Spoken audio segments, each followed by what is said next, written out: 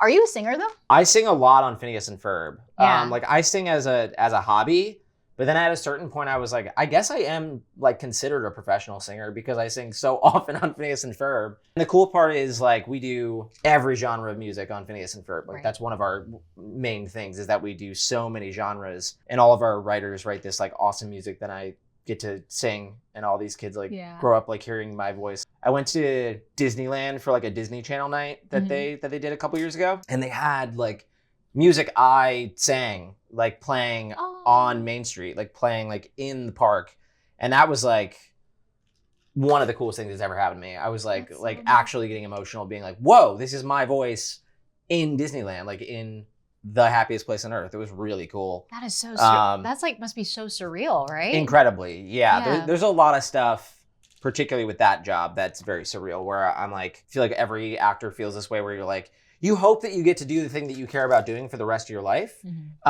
It's not always up to you. Like you totally don't have control over working on everything that you want to work on. But even if I worked really well and consistently for a long time, the odds of me like working on something again that gives me like a walk around character at Disney. Like there's like a Phineas who like signs autographs for like kids at Disneyland. Like, I'm most likely not going to work on something like that again. That were like Phineas and Ferb like Mickey ears that they sell like at the park.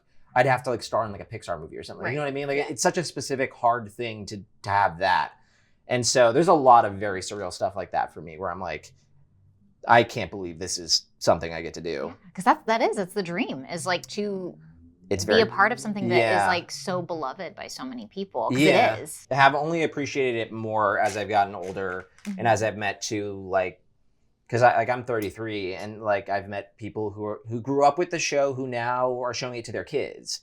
And like it meant enough to them that they're like, I want to introduce this to my children and like let them listen to like the Christmas album or something like that. And that stuff is really cool. Like that's really meaningful. Because how old were you when you started on Phineas and Ferb? I recorded the pilot in February of 2006. I was 13. Wow. Oh my God. I was 13. Wow. And I was working on like a live action sitcom at the time. I was working on this show called Everybody Hates Chris. Right. And I had worked on a couple of other animated shows before that didn't get picked up. Like I'd worked on pilots that didn't go anywhere.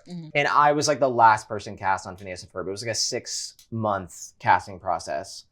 And I was still living in Florida because like when I wasn't shooting Everybody Hates Chris, I'd just like go back to public school. Like in Florida, like I would just like go back and be. Was like that weird? Kid. Not really, honestly. Like no. I didn't piece together how weird that was for everyone involved until I was like 16 or 17, where I was like, oh, this is like weird for the other students too. Like this is odd that they have someone who's on television like going to school with them too. Like it's a weird experience for everybody. Yeah. Especially as like both of those things were getting really popular. I was like, oh, this is probably odd for everyone. Yeah. But I didn't notice it for a while because I was a teenager. Like I was a kid. And you started Phineas and Ferb when you were 13, and now you're in your 30s. Yeah. Did you have any voice change or anything? Because I feel like is a lot. What's nice is I haven't gone through puberty yet.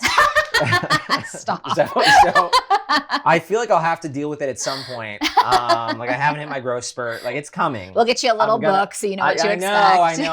I've been going to like the gym and talking to the PE coach about like what happens. I'm like, what's gonna happen when my voice changes? No, there is a slight difference. Like you can totally hear it in like the first episode. So like the early beginning episodes of Phineas and Ferb, where like both my voice had like changed, and also I'm just like finding the voice that, and you can hear this like. You hear this in early episodes of The Simpsons or early episodes of Family Guy. It's in everything. Yeah. Where all of a sudden you're like, I want to have this voice remain true to the character and remain exactly what it is. But now I have to do like 1,000 more things with this voice than I had to in the audition or that I had to in like season 1. And then you kind of like find your groove with the voice and you're like, okay, I can sing in this voice. I can yell in this voice. I can whisper.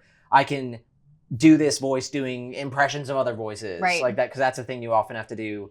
Is like now you're doing an impression of like another character on the show for comedic effect.